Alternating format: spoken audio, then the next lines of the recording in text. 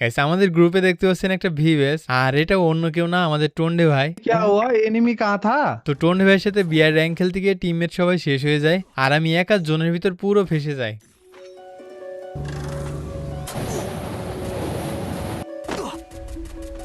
जा दिल बढ़िया। एक और लिफ्ट से आया। बढ़िया, दो बंदे हैं। তো এখানে যেহেতু নক করেছি, ভাবলাম এখনই রাশ করে দেওয়া উচিত। नाइस लो। তো এই ম্যাচে যেহেতু বুয়াটা মিস হলো, এজন্য আরেকটা ম্যাচ স্টার্ট করি। আর এই ম্যাচে টন্ডে ভাই কিন্তু ডেজার্ট চ্যালেঞ্জ করছিল। আর গাইস এখানে আমি যে দুইটা প্লেয়ারকে নক করবো তাদের নাম মনে রাখবেন।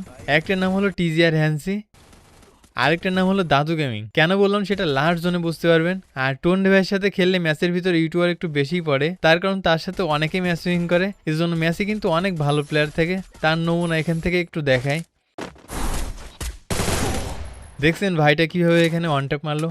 তো এর কিছু সময় পরে কিন্তু দাদু নামের প্লেয়ারটাকে ব্যান করে দেয়। প্রথমেই যার কথা মনে রাখতে বলছিলাম, এরই ভিতর কিন্তু টন্ডে ভাইকে নক করে দেয়। আমিও এখান থেকে রিভেঞ্জ নেওয়ার চেষ্টা করি। गेम के अंदर भी बैंड होते हैं क्या? আর আপনারা খেয়াল করছেন কিনা জানি না, আমি কিন্তু এর ভিতর ডেঞ্জার জোন মারছি, যেটার মাধ্যমে একটা প্লেয়ার নক হয়ে যায়। তারপর আরেকটাকে হেডশট দিয়ে দিই, এরপর রাশ করে তাদের টিম ওয়াইপ আউট করে দিই।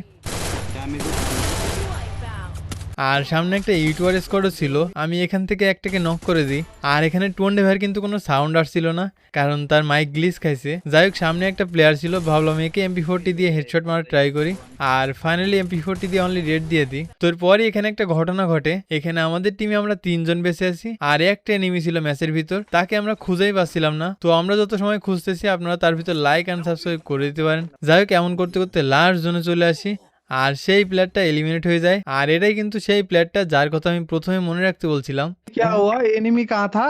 আর গাইস এই প্লেয়ারটা কোথায় ছিল জানলে কমেন্টে অবশ্যই জানাবেন। তো ভালো থাকবেন সবাই, টাটা।